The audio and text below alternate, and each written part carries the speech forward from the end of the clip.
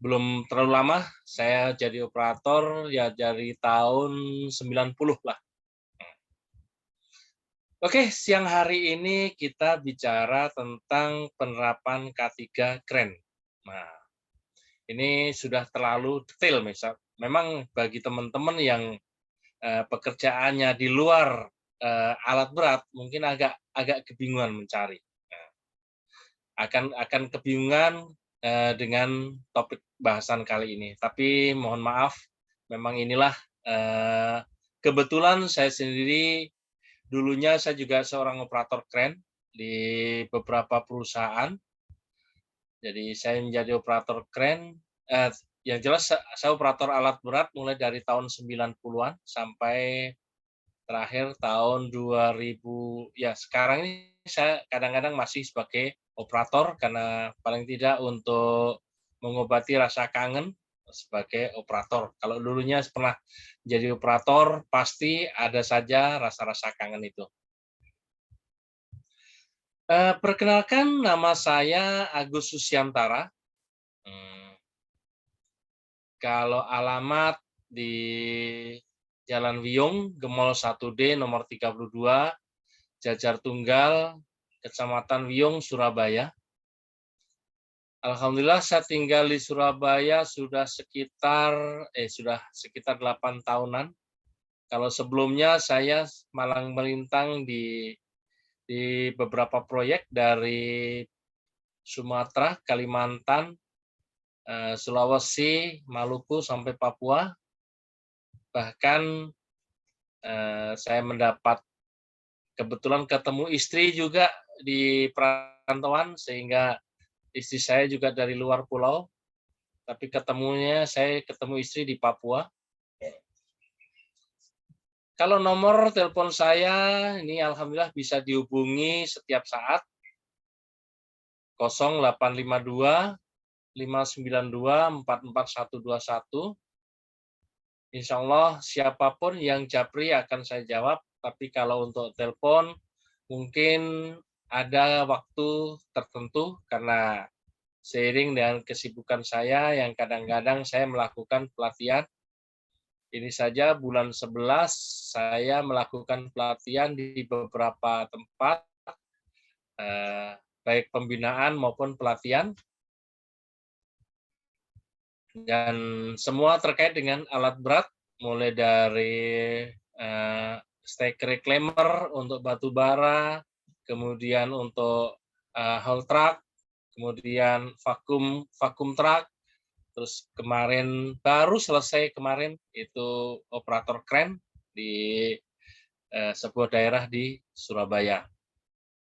Sementara untuk alamat email, saya pakai 3 email. agus.susiantara, ada yang Gmail, gmx, sama merahputih.id.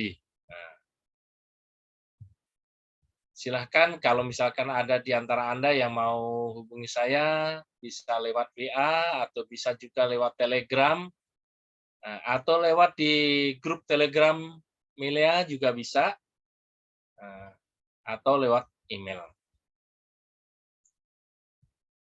Sementara untuk riwayat pekerjaan, jadi saya dulunya tahun 87 saya diangkat jadi guru di SMA 5 Jogja, tapi kebetulan waktu itu saya bukan mengatakan gaji guru terlalu kecil, tapi idealisme saya tidak tercapai. Akhirnya saya resign dari lembaga pendidikan dan saya terjun ke dunia proyek di beberapa perusahaan, baik di dalam maupun luar. Beberapa perusahaan, terakhir saya di proyek, saya sempat kerja di Freeport Indonesia sampai tahun 2015, tapi karena 2014, tapi karena faktor cuaca yang ekstrim dingin di sana, makanya saya resign, sehingga sekarang saya kerja sebagai instruktur teknik dan alat berat di beberapa provider, termasuk salah satunya di Mediatama. Oke, kalau kita bicara tentang kren atau tentang pesawat angkat, sebenarnya antara kren dengan unit yang lain memang terlalu banyak perbedaan. Kalau kren, tidak pernah ada kren itu kerja di buruh. Kalau misalkan Anda yang berlatar belakang teknik sipil misalkan, di perkuliahan pasti ada yang namanya cycle time untuk produktivitas alat berat. Baik teknik mesin, teknik sipil, teknik industri ada yang namanya cycle time. Tapi untuk masalah kren tidak pernah ada cycle time pada kren. Karena kren memang tidak diproduksi untuk kerja cepat. Tapi justru operator kren kerja kren yang bagus itu apabila kerjanya justru lambat. Sangat berbeda dengan alat berat yang lain. Alat berat yang lain apabila operatornya mengoperasikan dengan lincah, dengan gerakan cepat, itu akan dianggap operator yang lihai. Tapi kalau operator kren mengoperasikan unit dengan kecepatan tinggi, bisa jadi mungkin bertahan 1-2 hari saja, selanjutnya langsung sayonara. Karena operator tersebut langsung mendapat kartu merah. Nah, kalau kita bicara tentang K3, nah secara teoritis ya, kita awali dengan teoritis dulu. Yang namanya keselamatan dan kesehatan kerja merupakan upaya perlindungan yang ditujukan agar tenaga kerja dan orang lainnya di tempat kerja selalu sehat, selamat, serta sumber produksi bisa digunakan secara aman dan efisien. Nah, tujuannya K3 sendiri secara teoritis dikatakan melindungi tenaga kerja atas hak dan keselamatannya dalam melakukan pekerjaan untuk kesejahteraan hidup dan meningkatkan kinerja, serta menjamin keselamatan orang lain yang berada di tempat kerja, serta sumber produksi yang dipelihara dan dipergunakan secara efisien. Itu secara teoritis. Tapi secara praktis apakah semua sudah dilaksanakan? Nah, kita cek dulu. Di Indonesia kita sudah melihat berapa kecelakaan yang terjadi, berapa korban yang meninggal. Kita lihat dulu kasus beberapa waktu yang lalu, ada sebuah kebakaran pabrik kembang api di Tangerang yang diduga karena hubungan arus pendek listrik dalam pabrik. Adanya ledakan diduga karena api yang mengenai bahan-bahan kimia dalam pabrik, apalagi pabrik tersebut merupakan pabrik kembang api. Nah, celakanya di waktu itu ada banyak orang yang terkurung di dalam lokasi pabrik sehingga tidak bisa menyelamatkan diri, sehingga terjadi 23 orang meninggal dan puluhan lagi luka-luka. Itu yang kecelakaan karena mereka terjebak di dalam lingkungan. Nah, kasus yang kedua, ini di sebuah proyek di Jakarta, proyek kereta cepat di Matraman, di mana ada kren yang jebol, kren tersebut menimpa pekerja sehingga mengakibatkan fatal accident yang terjadi di daerah Jatinegara. Nah, dikabarkan ada 4 orang meninggal tertimpa kren yang mengangkat beton di dalam proyek tersebut. Nah, diduga Di awal saat proses pengangkatan beton diduga karena posisinya tidak sesuai, kren roboh dan menimpa para pekerja. Miris. Itu yang di daerah Jawa bagian barat. Ini di daerah Jawa bagian timur, di proyek tol Pasuruan Probolinggo, tepatnya di daerah Grati. Kebetulan saya sempat jadi salah seorang yang melakukan investigasi di daerah Cukur Gondang, Kecamatan Grati. Pekerjaan itu melakukan pengangkatan erection 3 girder sepanjang 50,8 meter.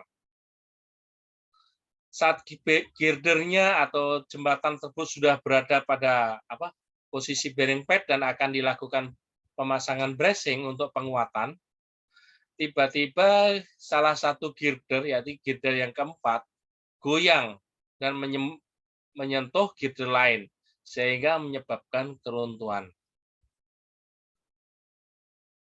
Dalam proyek tersebut, 1 orang mekanik meninggal dan 2 orang lainnya luka-luka. Nah, kalau kita bicara tentang kecelakaan, yang seperti yang terakhir, kecelakaan kren. Kalau kita merilis berita-berita tentang kren di Indonesia ini, termasuk kecelakaan kren yang paling banyak. Dalam tahun 2018-2019, di mana rame-ramenya proyek, hampir ada kecelakaan kren, hampir ada 5, bisa bahkan lebih, kecelakaan kren dalam 1 bulan. Bisa dibayangkan kalau dalam 1 bulan bisa mencapai 5, 1 tahun berapa?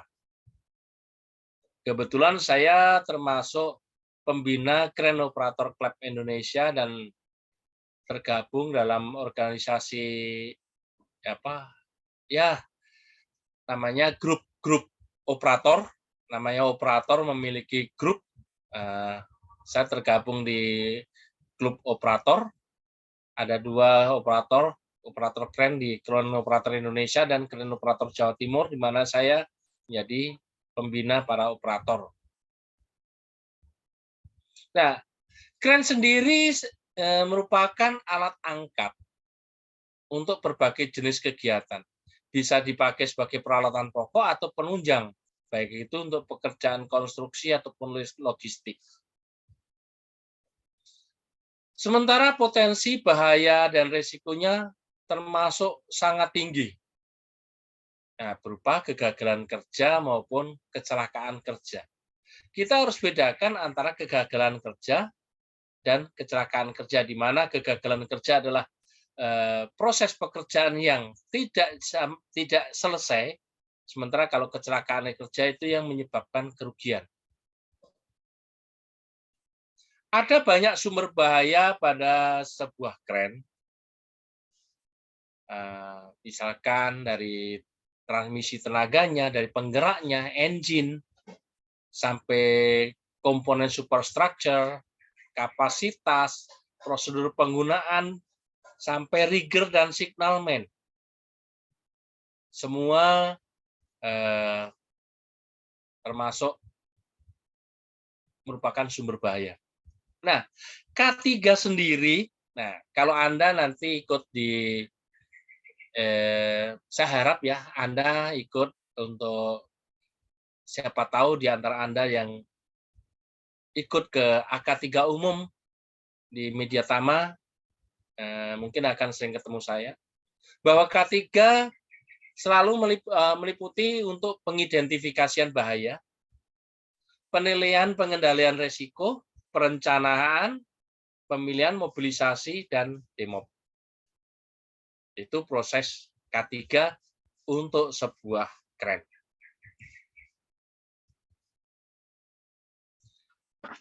Nah, beberapa hal yang bisa menyebabkan eksiden atau paling tidak bisa menimbulkan insiden pada sebuah kren. Ini kren apa saja? Saya tidak membatasi kren mobile, di mana kren itu ada beberapa macam, ada kren mobile, ada kren pedestal, ada kren overhead, ada kren overhead sendiri terdiri dari banyak macamnya, sampai kren kren mobile, kren pedestal, kren overhead, dan sampai kren tower. Kalau kita telisik satu-satu akan terlalu banyak sehingga mungkin waktunya nggak akan cukup, tapi kita bicara secara general. Beberapa bahaya yang bisa timbul pada saat operasi kren. Yang pertama, adanya pondasi yang tidak memadai, kemudian kondisi tanah dasar yang lemah. Untuk perhitungan untuk sebuah kren beroperasi diperlukan landasan yang kokoh. Ada perhitungannya. Jadi kalau Anda ingin tahu perhitungannya, bisa Anda nanti training di Media Tama. Mungkin juga pengangkatan yang tidak benar, tidak menggunakan signalman, inspeksi perawatan tidak memadai, komponen bergerak yang tidak terlindungi, tidak ada pembatas radius kerja, artinya semua orang bisa nyelonong. Terlalu dekat kabel listrik, sistem pembuangan atau sistem pembuangan bahan bakar untuk exhaust manifold-nya tidak baik. Komponen kabin tidak ada akses tangga, tidak ada indikator sudut bom. Nah, yang tidak kalah bahayanya adalah apabila kren tidak menggunakan outrigger sementara outrigger-nya sudah tersedia dan operator kurang memahami daftar beban. Setelah munculnya load moment indikator dalam sebuah kren dari tahun 95-an sampai sekarang ini, memang banyak sekali operator kren yang hanya mengandalkan load moment indikator untuk mengetahui berat beban. Tapi akhirnya operator tidak memahami dengan baik tentang daftar beban atau load chart. Beberapa eksiden yang terjadi. Yang pertama karena tidak perhatikan load chart. Ini rata-rata karena memang tidak memperhatikan load chart. Walaupun ada juga eksiden kren yang karena jatuh atau yang gambar terakhir kren di mana pondasinya jebol.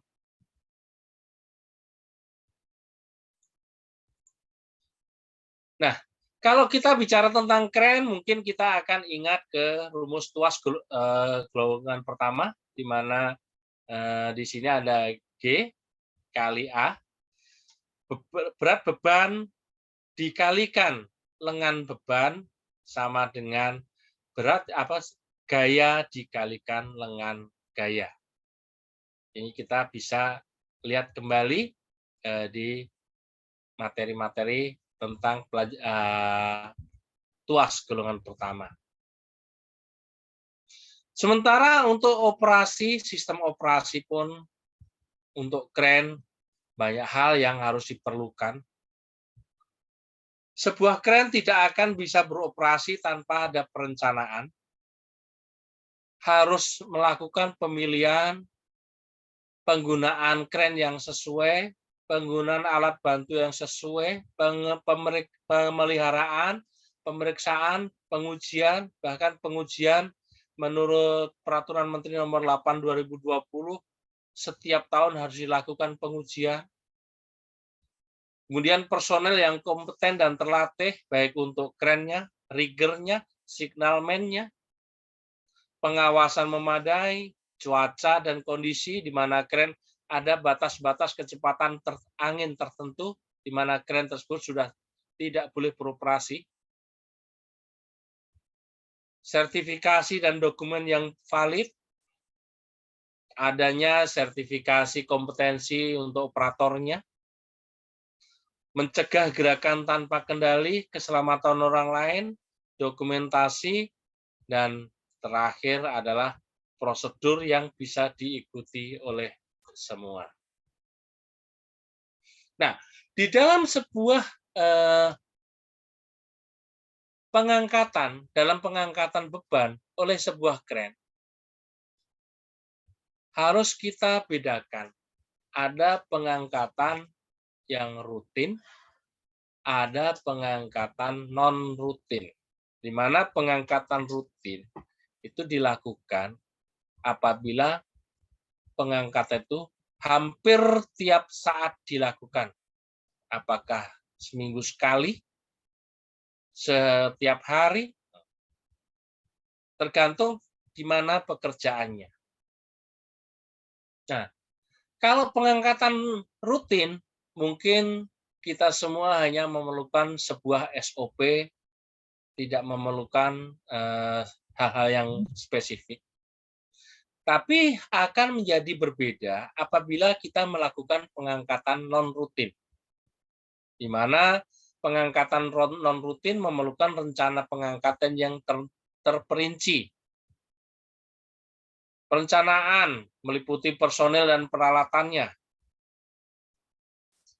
Harus mendapat persetujuan pihak penanggung jawab. Misalkan kalau di offshore, di rig minyak ada offshore installation manager, atau kalau di dalam sebuah rig darat ada yang namanya rig sub atau rig superintendent, atau di dalam sebuah proyek konstruksi ada project manager.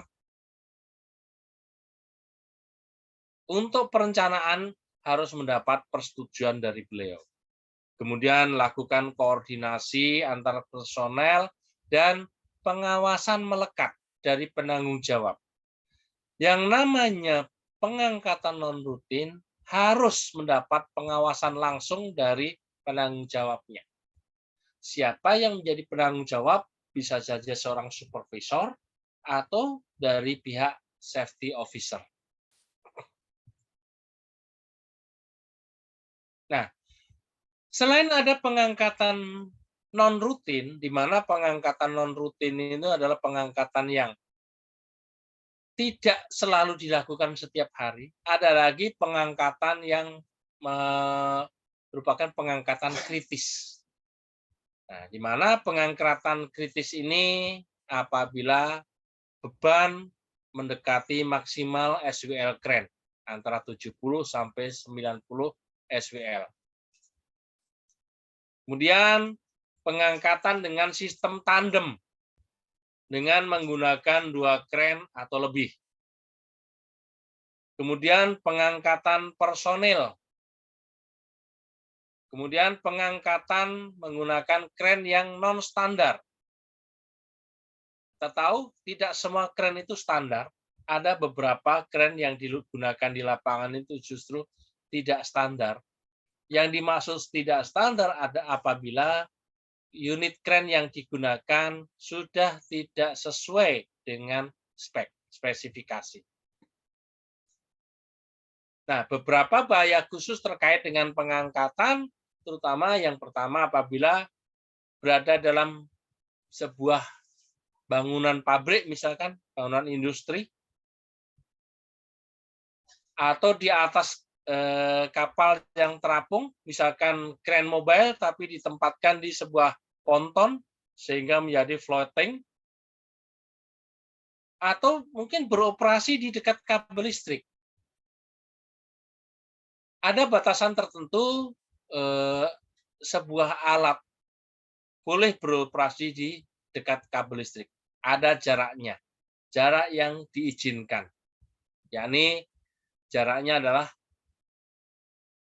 minimal 10 feet menurut standar dari ASME. Jaraknya adalah 10 feet antara unit dengan kabel yang baik beraliran maupun tidak. Yang kemudian ada angin kencang, di mana ada batasan-batasan tertentu, kecepatan angin, misalkan angin 15 knot, seperti apa, angin 20 knot, seperti apa, dan angin sampai 25 knot atau lebih, seperti apa. Ini ada dalam, kalau misalkan Anda ingin tahu lebih banyak, bisa datang ke Media Tama untuk training advanced rigging. Nah, ini ada di dalamnya. Ini beberapa bahaya yang tadi kami sampaikan. Bila sebuah kren beroperasi di dekat kabel listrik, pengangkatan tandem yang kedua ini. Yang kedua adalah pengangkatan tandem. Yang ketiga adalah apabila ada kren yang beroperasi di sebuah ponton. Kemudian yang gambar keempat, nomor di bawah, pengangkatan beban berat, kemudian pengangkatan personel dengan frog, kemudian apabila ada orang-orang yang berada di atas kren.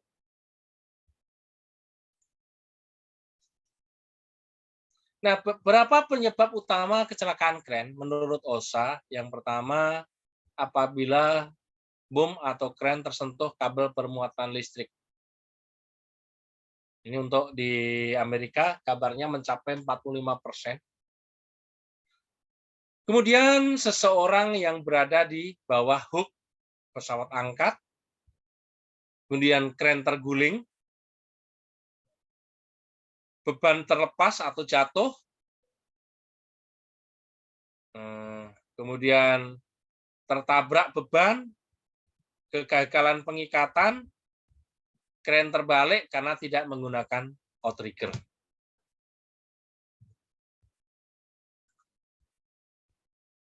Nah, sekarang kenapa sih kecelakaan kren ini masih saja terjadi?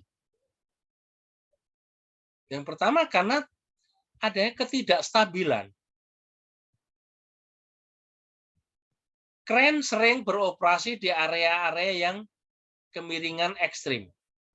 Perlu diketahui kemiringan yang diizinkan untuk sebuah kren adalah maksimum 1 derajat. Artinya saat beroperasi kren tidak boleh miring sama sekali. Kemudian kurangnya komunikasi antar personel, tidak ada JSA, kemudian kurangnya pelatihan dan kompetensi baik operatornya maupun riggernya, kurang inspeksi dan pemeliharaan untuk unitnya, dan faktor non-teknis semua yang lain. Apa yang dimaksud dengan faktor non-teknis? Faktor non-teknis sebenarnya banyak. Dari segi operator ada emosi, apalagi stres, cuaca, itu semua masuk faktor non-teknis. Nah, sekarang kenapa kecelakaan kren itu masih saja terjadi? Bisa saja mungkin dari landasan. Pengangkatannya tidak di titik berat, akhirnya beban menjadi miring. Melampaui beban maksimum. Apalagi operator-operator Indonesia terlalu banyak yang melakukan bypass. Kemudian daya dukung tanah yang tidak sesuai, metode pengangkatan tidak tepat. Bebannya yang diangkat patah, seperti di beberapa proyek jalan tol, pas sedang diangkat bebannya patah. Kemudian kurang komunikasi. Nah, apabila kurang komunikasi sebenarnya kan bisa menggunakan radio komunikasi.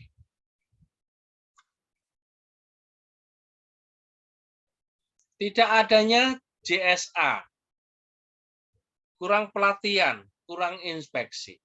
Nah, di dalam sebuah pengoperasian khususnya kren, sebelum dimulai pekerjaan harus ada yang namanya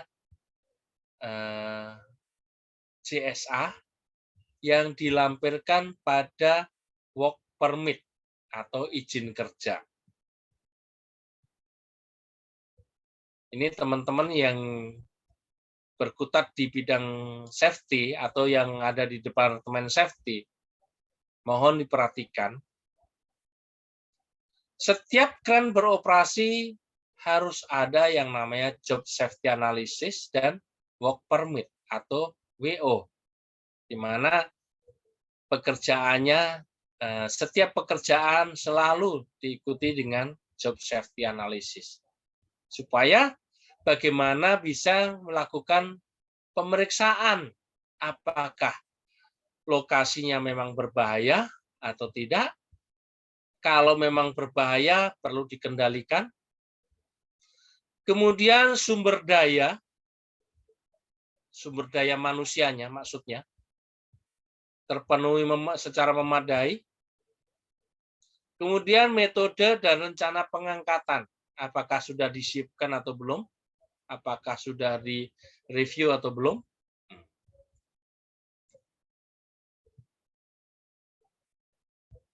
Nah, ini faktor non-teknis yang paling banyak.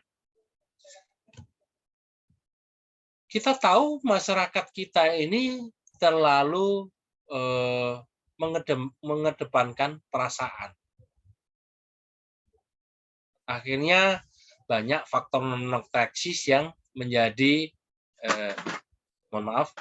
faktor non-teknis yang membuat kecelakaan. Oh iya, ini ada satu pertanyaan, tapi mohon maaf nanti saya jawab setelah sesi ini. Di sesi yang kedua ada sesi tanya jawab. Nanti untuk pertanyaan QA akan kami jawab di sesi yang kedua. Faktor non-teknis, fenomena operator seperti menjadi artis dadaan. Kalau operator kren beroperasi, semua orang menonton. Semua orang mengerumuni, menggerubuti. Akhirnya pada saat pekerjaan kren, semua kebingungan karena banyaknya orang yang berkerumun, apalagi kalau berada di tengah kota. Saya ingat waktu saya jadi seorang operator kren, saya cuma mengoperasikan kren 50 ton tapi berada di tengah kota. Penonton yang ada di situ tidak terhitung lagi, mungkin hampir 1000-an. Jadi saya merasa, mungkin saya sudah seperti Ahmad Dhani atau Ahmad Albar. Padahal saya cuma seorang operator kren. Tapi karena penontonnya terlalu banyak, akhirnya merasa seakan menjadi artis dadakan. Kemudian superioritas pimpinan. Kemudian ketidaktahuan pimpinan tentang kren dan sistem kerjanya. Banyak di lokasi-lokasi kerja, pimpinan itu tidak tahu sistem kerja kren yang efeknya justru akan membuat bahaya.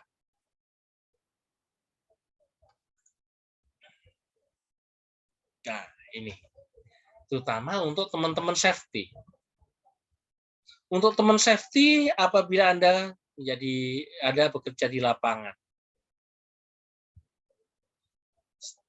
dalam hal ini di dalam pekerjaan kren, seperti apa tindakan petugas safety? Apakah yang pertama dia bisa bertindak sebagai polisi atau jaksa atau hakim, atau sebagai emak yang melindungi karyawan sebagai anaknya? Ini yang perlu kita tanyakan. Ini silahkan dijawab masing-masing. Di sini saya tidak akan mengintervensi jawaban Anda. Nah, apabila kita bicara tentang kren, memang banyak sekali kecelakaan yang bisa saja terjadi. Paling tidak kita harus bisa mencegah. Kalau menghilangkan kecelakaan, dalam bahasa safety kan kecelakaan tidak bisa dihilangkan, tapi bisa dicegah. Paling tidak harus ada yang namanya aturan keselamatan. Kemudian ada perawatan dan pemakaian menurut petunjuk, menurut SOP. Inspeksi teratur melalui lembaga inspeksi yang PJIK, Perusahaan Jasa Inspeksi. Ada tindakan-tindakan keselamatan khusus. Hanya orang yang berhak hanya orang berwenang yang berhak mengoperasikan. Pahami, ketahui keterbatasan mesin dan informasikan bila kinerja operator terganggu. Selama ini banyak kinerja operator terganggu, baik karena kebisingan, karena cuaca, tapi mereka tidak pernah berani bersuara karena aturan perburuan. Bos adalah bos. Kalau anak buah mau protes, ya nanti dulu.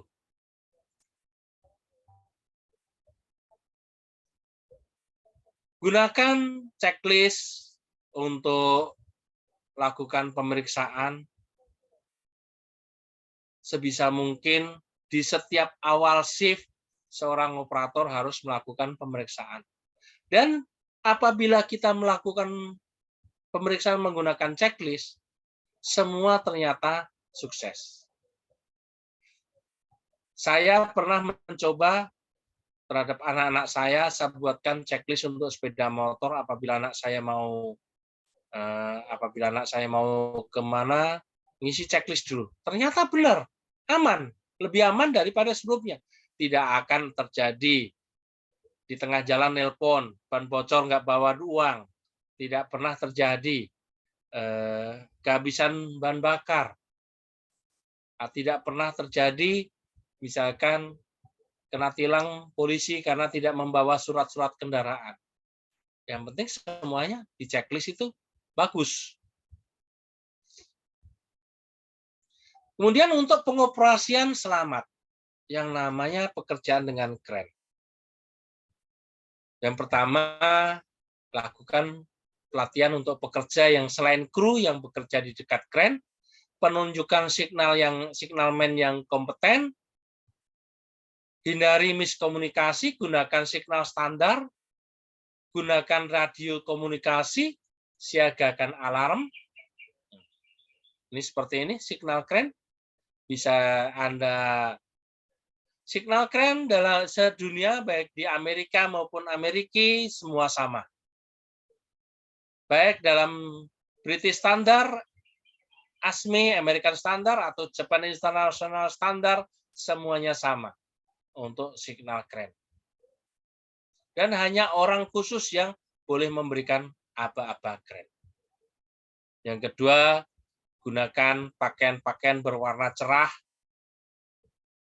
di lingkungan-lingkungan di mana ada kren ataupun secara umum kalau alat berat beroperasi, gunakan pakaian-pakaian berwarna cerah supaya mudah kelihatan. Kemudian periksa area kerja sesuai dengan jenis bahayanya. Misalkan ini ada gambar pertama di mana ada kren, landasan tanahnya tidak terlalu kuat, akhirnya krennya amblas. Yang kedua, kren di landasan berlumpur. Kemudian gambar ketiga, kren yang berada di atas bars. Nah, untuk mencegah kecelakaan, yang pertama kita mewaspadai area dan medan, perhatikan pohon yang ada di situ, kabel-kabel, bangunan rendah, terus kemiringan landasan, setiap kren landasannya berapa derajat kemiringannya. Usahakan saat kren beroperasi kondisi betul-betul level, tidak ada kemiringan 1 derajat pun, karena kemiringan 1 derajat bisa mengurangi kapasitas kren sampai di atas 10%. Periksa daya dukung landasan, tanah labil, tanah yang porus, tanah yang lembek, waspadai cuaca, terutama kecepatan angin, tidak mengambil jalan pintas, meminta info tentang utilitas di bawah tanah, mungkin ada pipa, kabel, kemudian selalu mengikuti SOP. Nah, Untuk beberapa pelatihan yang terkait dengan kren dan operasinya sendiri, perlu adanya pembinaan pelatihan pada semua karyawan, terutama karyawan-karyawan yang berkepentingan.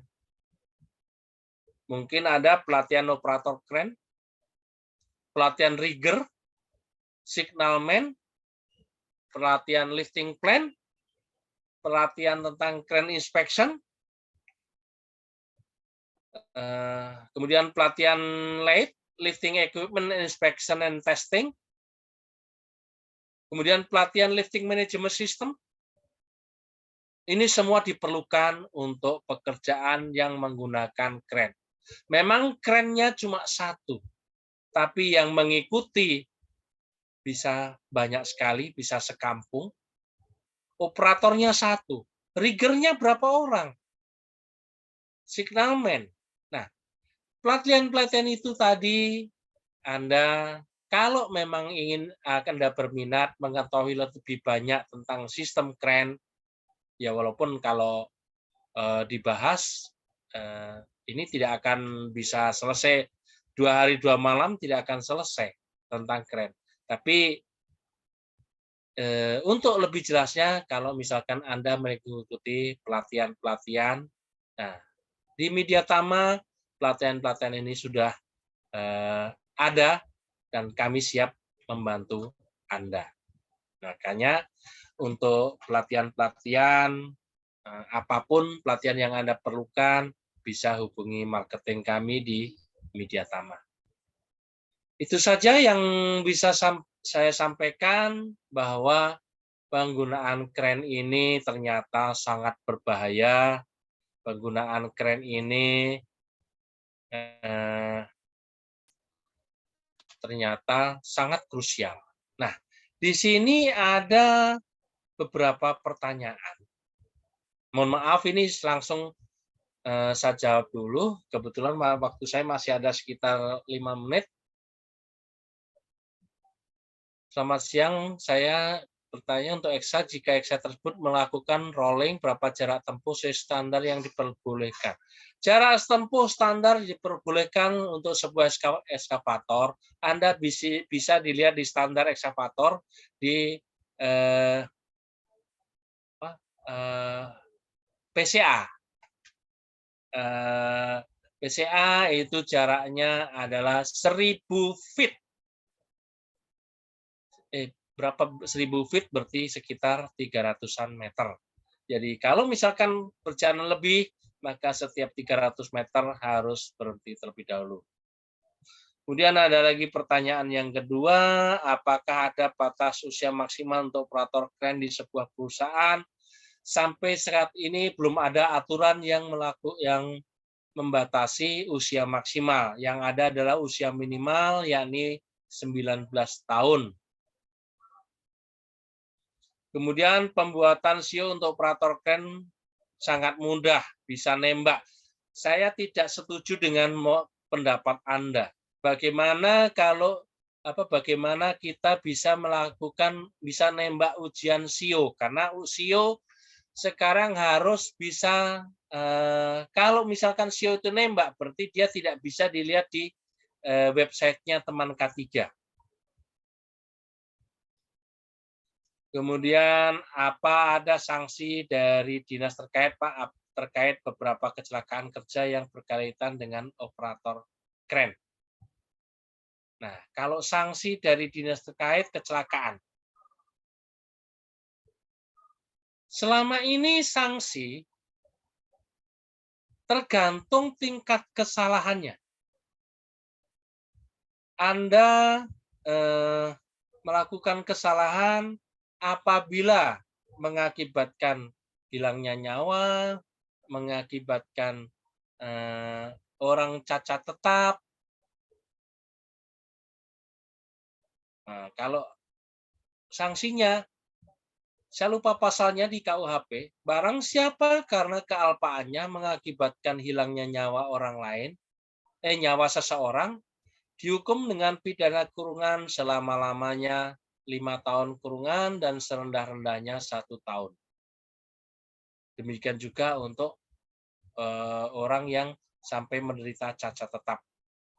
Kalau untuk lost time saja, barang siapa karena kealpaannya mengakibatkan seseorang tidak bisa bekerja untuk mata pencariannya, dihukum selama-lamanya 1 tahun kurungan.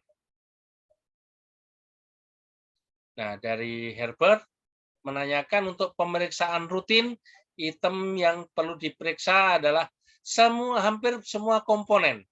Nah, untuk tahu lebih banyak lagi, silakan nanti datang ke Media Tama. Kami ada trainingnya untuk inspeksi. Itu saja. Ada lagi langkah yang perlu perhatikan, pengangkatan barang material dengan kren. Langkahnya tetap sama dengan yang lain. Yang pertama adalah langkah persiapan. Langkah persiapan dengan cara ada work order. Work order kita langsung membuat sebuah JSA, Job Safety Analysis, apabila pekerjaan itu tidak pernah dilakukan. Kalau pekerjaan itu sudah rutin dilakukan, cukup melihat SOP. Nah, baru kemudian ada namanya lifting plan, perencanaan pengangkatan. Di dalam lifting plan, di situ terkait kren yang digunakan, berat beban kren yang digunakan, personilnya, termasuk sertifikasinya,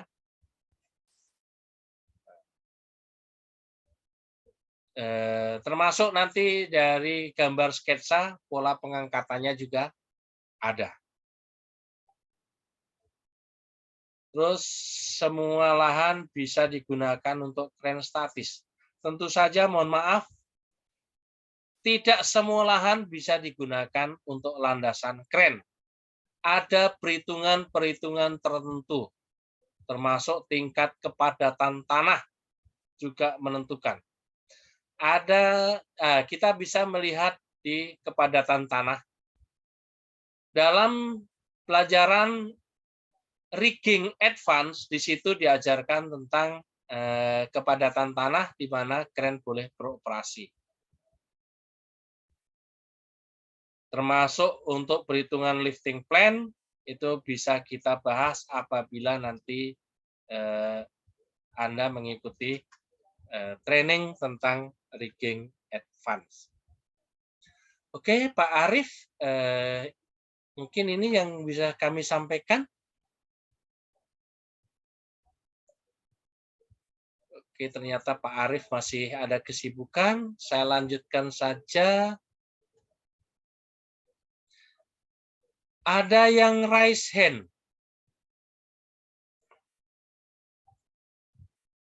Nah, ini ada lagi di kolom chat.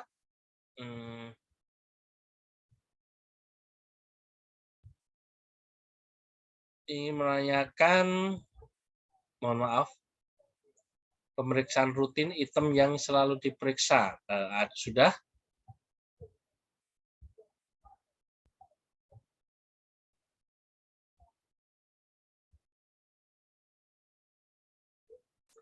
Bagaimana jika kondisi hujan? Apakah ada prosedur yang mengharuskan untuk tidak dilakukan pengangkatan?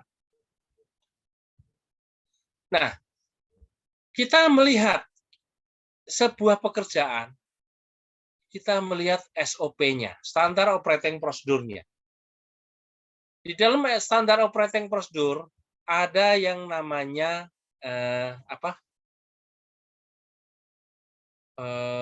prosedur-prosedur atau aturan-aturan yang terkait dengan proses pengangkatan. Atau Anda bisa melihat lagi yang namanya lifting yang non-rutin. Anda bisa membuat sebuah rencana pengangkatan yang non-rutin. Untuk pengangkatan rutin, tidak perlu ada kemungkinan ada hanya lifting plan generik yang digunakan di setiap saat. Tapi untuk pengangkatan di waktu hujan harus dilakukan pengangkatan sistem pengangkatan non-rutin, di mana harus ada perencanaan pengangkatan dengan menggunakan lifting plan.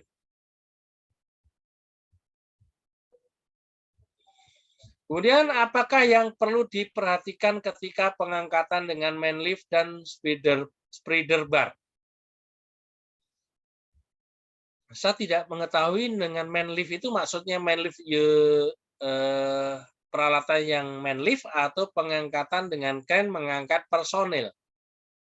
Kalau Anda melakukan pengangkatan personil dengan sebuah kren, ada satu hal yang perlu diperhatikan, yakni safety factor untuk lifting personil adalah 10.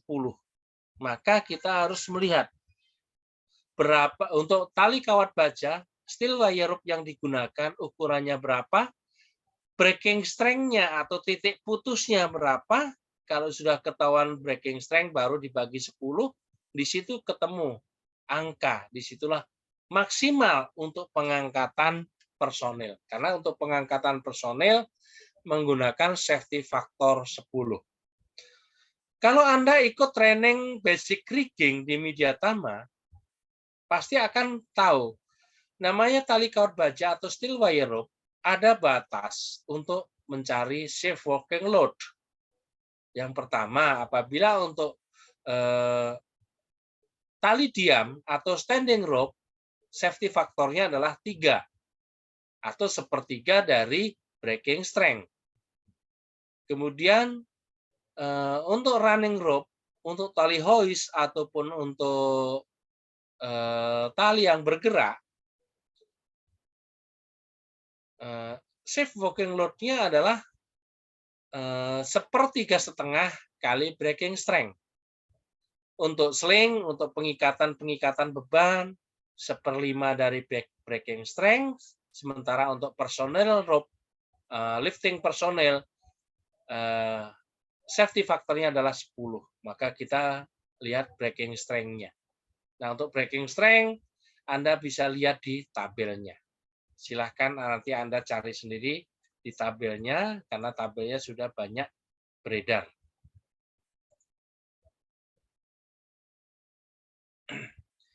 Untuk perhitungan lifting plan yang baik dan benar bagaimana, Pak?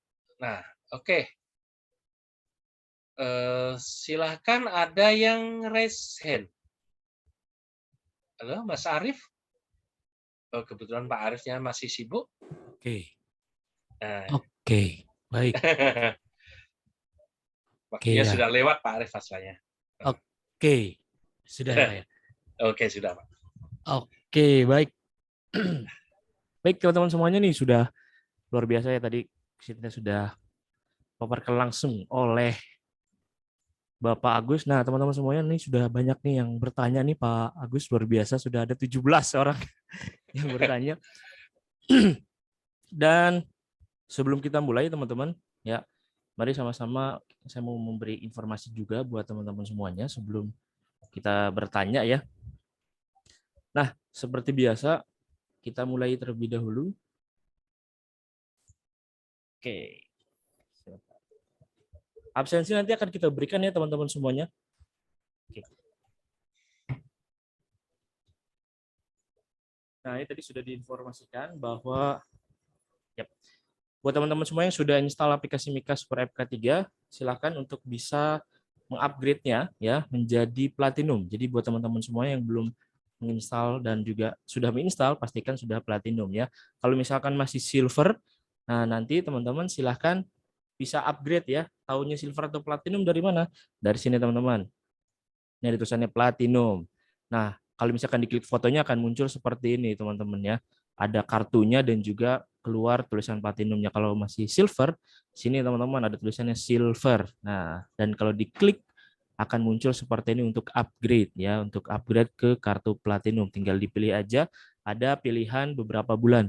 Bisa 3 bulan, 6 bulan, ataupun 1 tahun. Nah, di sini juga ada teman-teman bisa pilih bisa ke berbagai virtual account dan juga e-wallet. Nah, teman-teman bisa pilih aja sesuai dengan pilihan teman-teman semuanya. Dan berikut adalah cara untuk mendownload untuk sertifikat. Silahkan bisa disimak terlebih dahulu.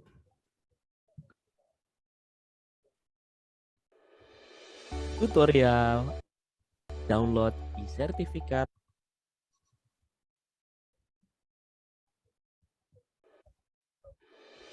Tutorial download e-sertifikat webinar kolega konsultasi elemen K3. Ikuti langkah berikut ini.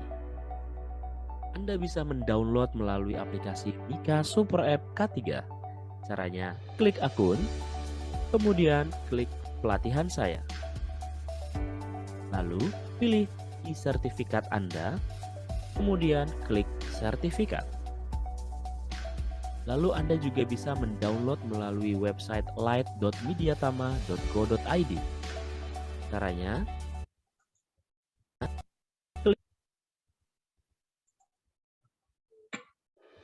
pilih e-sertifikat Anda, klik akun, kemudian klik pelatihan saya. Lalu, pilih e-sertifikat Anda, kemudian klik sertifikat. Lalu Anda juga bisa mendownload melalui website light.mediatama.go.id. Caranya, klik akun, kemudian klik masuk, lalu masukkan email dan kata sandi Anda. Kemudian klik sertifikat, lalu pilih sertifikat Anda. Tutorial absensi webinar kolega konsultasi elemen K3.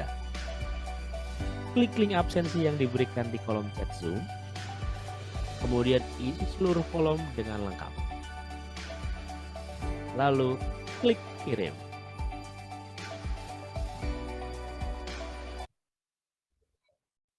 Baik, itu tadi cara untuk absensi ya, dan juga bagaimana caranya untuk bisa untuk bisa mendapatkan e-sertifikat. Oke, nah selanjutnya pastikan juga teman-teman nih sudah subscribe channel YouTube-nya Kak Cik Deni, karena untuk video-video juga akan dikirim ke channel YouTube-nya Kak Cik Deni. Nah, dan juga ada beberapa informasi untuk teman-teman semuanya, dimulai dari perpanjangan lisensi dan juga SKP.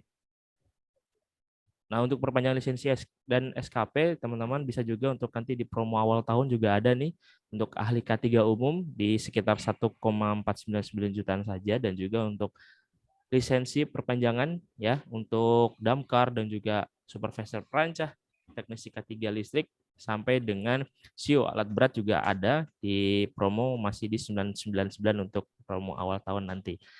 Silakan teman-teman untuk bisa memperpanjang lisensi sebelum masa aktifnya habis ya. Jadi nanti tidak melakukan refreshment terlebih dahulu, terutama untuk lisensi yang ahli K3 umum. Nah, kemudian teman-teman buat perusahaan nih yang misalkan ingin mendapatkan paket sertifikasi SMK 3 untuk kontraktor konstruksi bisa melakukan pendaftaran ya. Untuk sertifikasi SMK 3 hanya di 19,5 jutaan saja.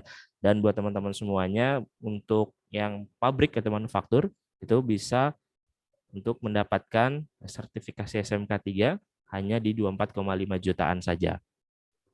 Kemudian buat teman-teman semuanya yang perusahaannya ingin mendapatkan sertifikasi sekaligus ya, 4 sertifikasi sekaligus, terutama untuk di SMK 3, mendapatkan juga ISO itu hanya di sekitar 33 jutaan saja teman-teman.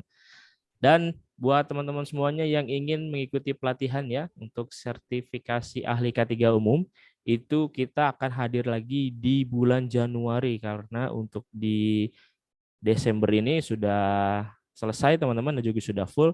Kita akan hadir lagi di tanggal 16 sampai tanggal 28 Januari, itu masih ada ya, untuk early bird-nya juga masih ada. Berarti kalau sekitar 3 jutaan saja teman-teman.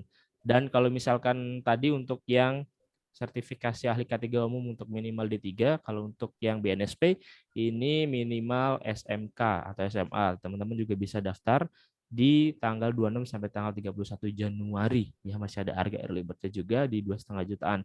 Dan ini juga bisa teman-teman mengikuti sistem cicilan ya. Nah, kalau sistem cicilan ini menggunakan harga yang promo teman-teman. Bisa dicicil 0%. Silahkan bisa dimanfaatkan teman-teman semuanya. Dan kalau sudah memiliki sertifikasi ahli K3 umum dan kita ingin meneruskan kembali ke jenjang berikutnya, silahkan teman-teman bisa untuk mengikuti yang auditor SMK 3. Nah, ini juga bisa nih untuk yang auditor SMK 3. Kita akan hadir juga di Januari tanggal 23 sampai tanggal 28 Januari.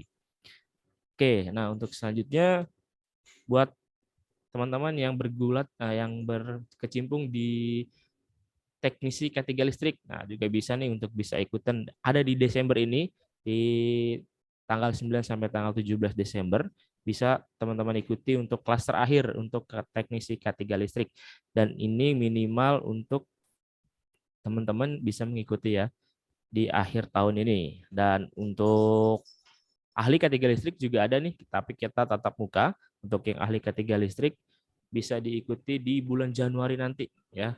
Karena untuk yang di bulan Desember sudah selesai, sudah tutup. Nah, kita akan laksanakan lagi ntar di tahun depan.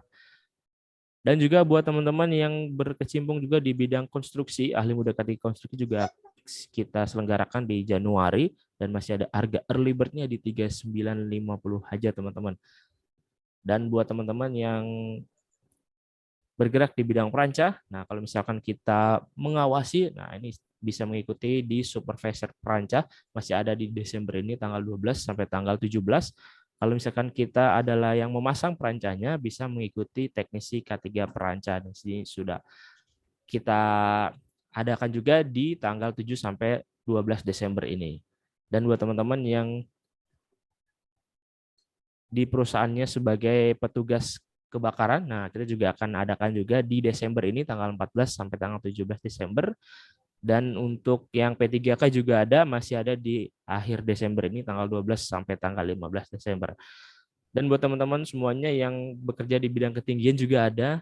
Kita ada di TKBT tingkat 2 tanggal 12 sampai tanggal 15 juga ada. Dan TKPK juga ada di tanggal 12 sampai tanggal 17. Kelas-kelas terakhir di 2022 masih kita laksanakan sebelum tanggal 19 Desember, teman-teman. Dan untuk forklift ini alat berat juga kita akan laksanakan tanggal 12 sampai tanggal 15 Desember.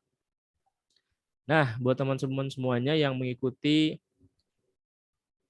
sertifikasi di Mediatama juga memiliki akan mendapatkan ATK standar nih dari Mediatama ya, berupa tas, agenda kerja, hingga kemeja. Nah, ini akan disesuaikan dengan pelatihan masing-masing, dan yang terpenting juga ada kartu flash BCA ya untuk mendapatkan nanti sebagai kartu alumninya. Nah, ini bisa teman-teman dapatkan. Dan juga di Mediatama bisa mengikuti pelatihan secara cicilan teman-teman menggunakan Mediatama online shop ya, bisa dicek aja di Tokopedia sebagai media pembayarannya saja. Dan juga teman-teman semuanya yang ingin bisa belajar secara mandiri, kita di Mediatama juga menghadirkan e-course K3 berupa Milea, Mediatama Learning Academy. Teman-teman bisa belajar mandiri tentang K3 di Milea ya. Bisa dikunjungi aja di milea.app. Dan juga buat kita yang ingin bekerja dan sedang mencari pekerjaan juga ada di menu mediatama.co.id, ada di menu karir, kemudian nanti silakan dipilih aja, akan ada ratusan lowongan kerja di sini, silakan disesuaikan dengan kebutuhan teman-teman semuanya.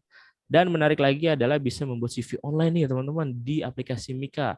Klik aja buat CV online, kemudian nanti tinggal pilih template-nya, lalu tinggal pilih untuk form-formnya ya, tinggal diisi saja kolom-kolomnya. Nanti otomatis sertifikat atau untuk CV-nya otomatis di-render, otomatis nanti akan bisa di-download. Dan untuk lihat historinya, klik akun, kemudian ada history CV, lalu nanti klik history CV yang ini, tinggal dipilih aja untuk di-download. Nah, menarik lagi di aplikasi Mika Pro atau Mika Super App K3, teman-teman bisa mendapatkan uang saku sebesar 3 juta per bulan. Caranya gimana? Gampang. Tinggal klik aja tadi ya menu akun, kemudian klik referral. Di sini akan ada nih kode referralnya. Caranya gampang. Misalkan ada teman kita yang ingin ikut pelatihan ahli K3 umum. Pilih saja pelatihannya, nanti pada saat klik proses pemesanan ada kode referral. Nah, ini masukin kode referral punya kita supaya kita mendapatkan fee sebesar 5% dari harga pelatihannya. Dan orang tersebut akan mendapatkan potongan harga kembali sebesar Rp100.000. Nah, jadi bisa dimanfaatkan teman-teman ya. Di sini ada muncul notifikasi juga untuk rincian harganya dan mendapatkan potongan harga 100.000 apabila mengisi referral punya kita. Nah, ini punya teman-teman bisa dicek aja untuk kode referralnya. Kemudian selanjutnya untuk penarikan saldo juga bisa, tinggal klik saja tadi menu kode referral, tapi yang pertama kita tambah dulu rekeningnya. Ya, kemudian setelah diisi nomor rekeningnya, lalu bisa tarik saldo, dan tarik saldo ini minimal 1,3 juta rupiah ya teman-teman. Jadi dikumpulkan terlebih dahulu sebelum sampai 1,3 juta itu tidak bisa diambil. Kalau udah 1,3 juta baru bisa ditarik semuanya. Dan share-nya juga gampang. Untuk pelatihannya silahkan pilih aja salah satunya, lalu klik titik 3 yang ada di atas, pojok kanan atas, kemudian tinggal diklik aja ingin dibagikan ke sosial media ataupun juga bisa menghubungi PIC dari pelatihan kami juga ada, tinggal klik WhatsApp ataupun hubungi kami. Atau bahkan ingin mengunduh proposalnya juga bisa, teman-teman.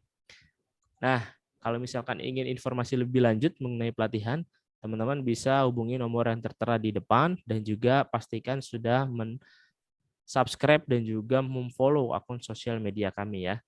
Dan buat teman-teman semuanya juga yang ingin ya kerjasama sebagai sponsor untuk produk K3 seperti APAR, P3K, dan APD, silakan hubungi nomor yang tertera di depan. Dan juga jika ada yang ingin bergabung di komunitas instruktur Media Tama, silakan bisa chat juga ke nomor yang ada di depan. Oke, nah Pak Agus nih sudah banyak yang bertanya. Oke. Kita akan coba diskusi ya. Diawali dari atas nama Widya Anas Saputro. Nah, jika EXA tersebut ingin melakukan rolling, berapa jarak tempuh sesuai standar yang diperbolehkan untuk eksavator tersebut bisa rolling? Terima kasih untuk Mas Anas ya. Untuk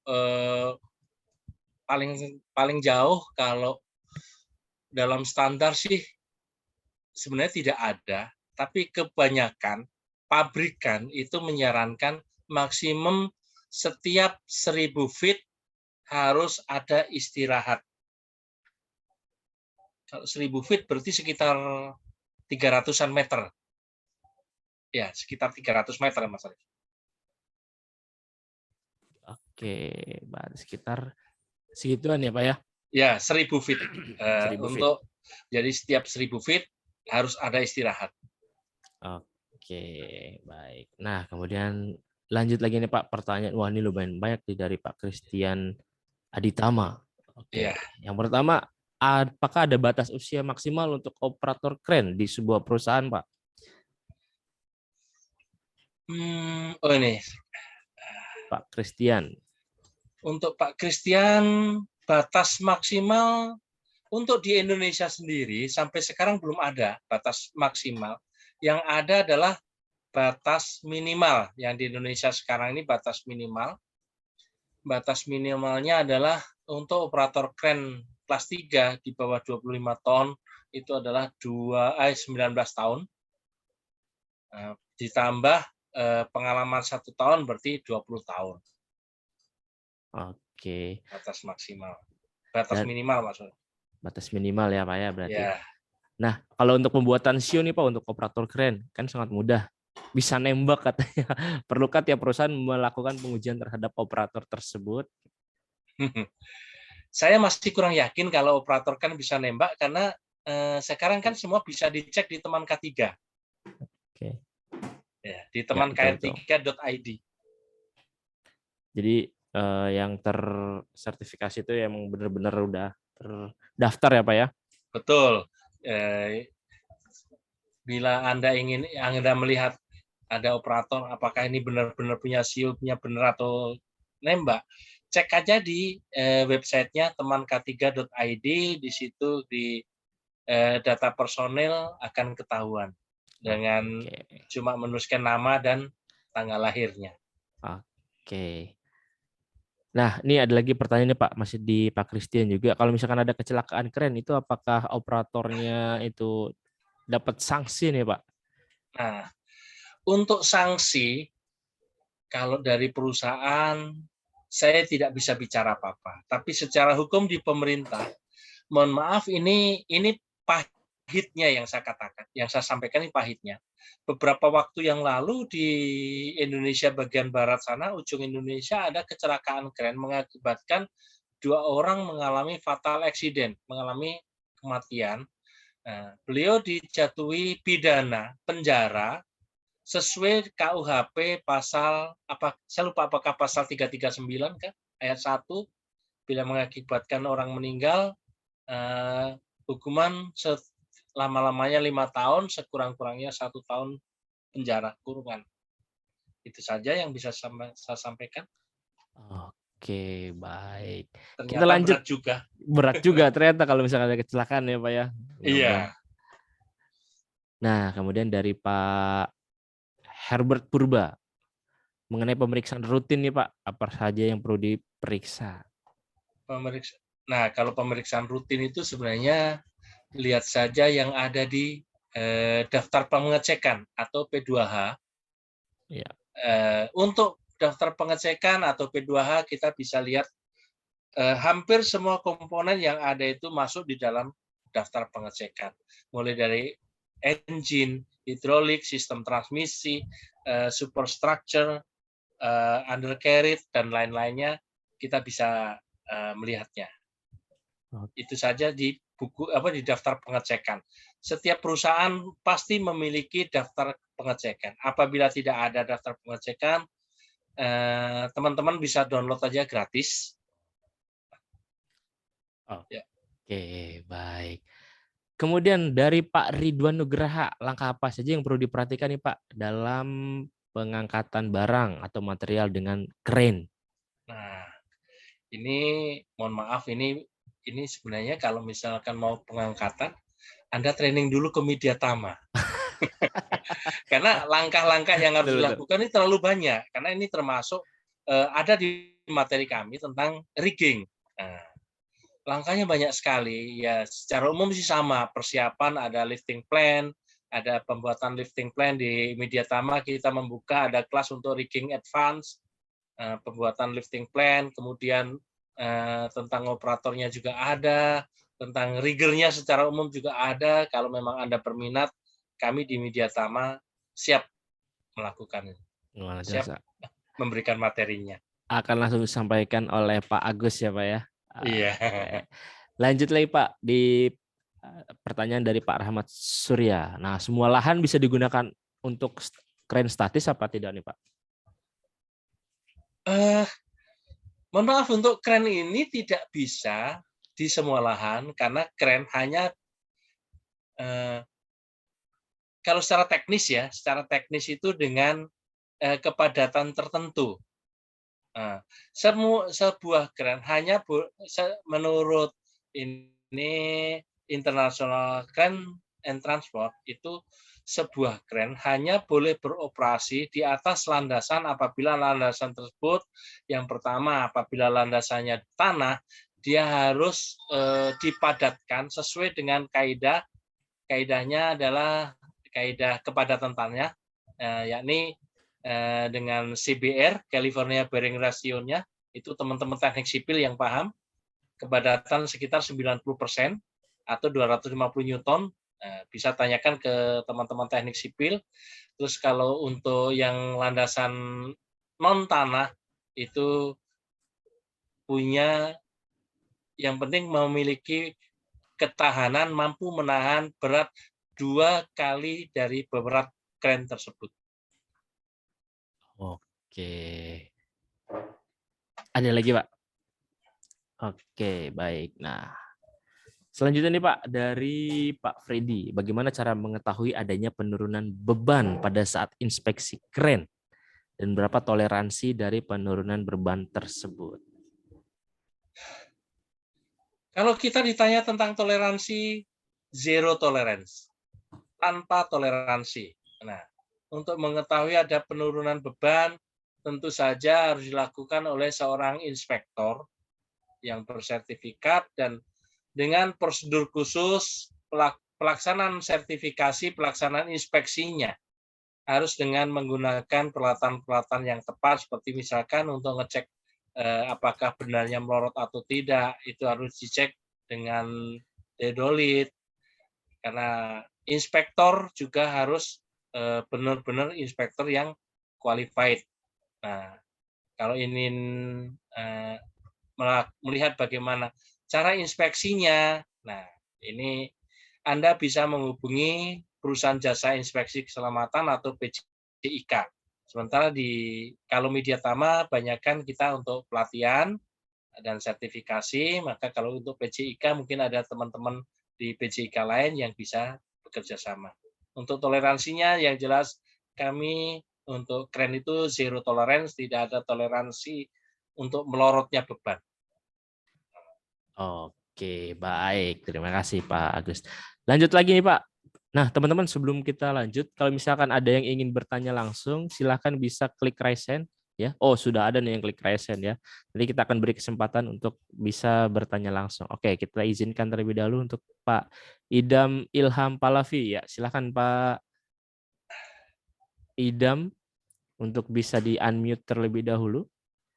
Atau siapa nih? Lanjut Pak atas nama Dita Susanto. Oke, silahkan Ya. Pak Dita, perkenalkan dari mana Pak? Ya Pak, saya Dita dari Bondowoso Pak, Jawa Timur. Oke. Silakan Pak pertanyaannya. Ya, kita kadang sering ini Pak lihat tuh seling kren itu ada wire beberapa yang putus. Nah, pertanyaan saya sebenarnya tuh kalau wire sling itu toleransinya tuh sampai berapa sih Pak? Kawat itu masih bisa digunakan? Maksudnya kalau cuma satu aja putus apa masih bisa digunakan atau gimana Pak?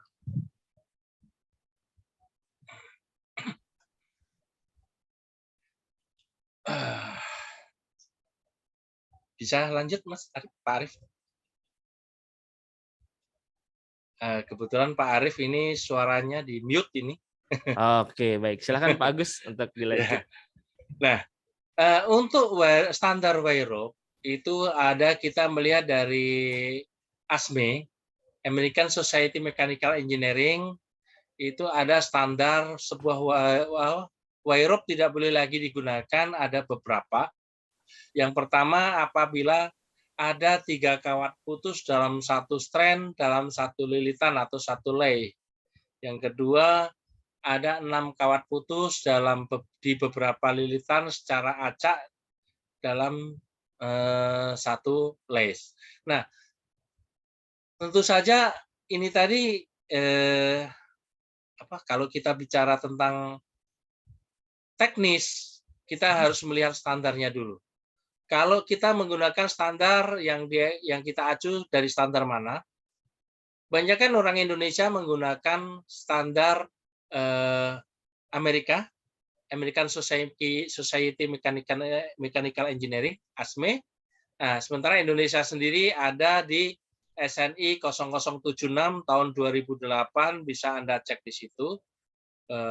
Tapi untuk wire rope yang rusak, kita hanya bisa memberikan contoh itu tadi. Banyak beberapa contoh. Kalau putus, kalau cuma satu kawat yang putus itu masih aman. Tapi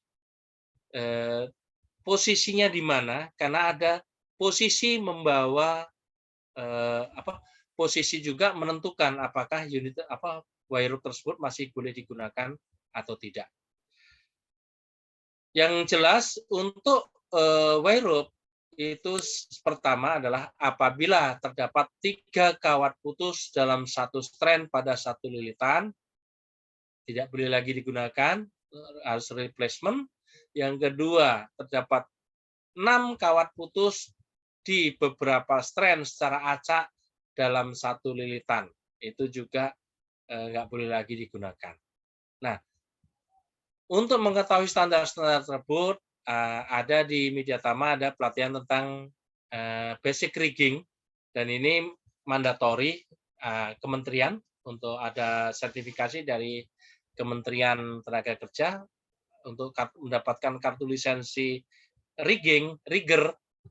Kita ada materinya tentang tali kawat baja, di mana batas-batas kerusakannya.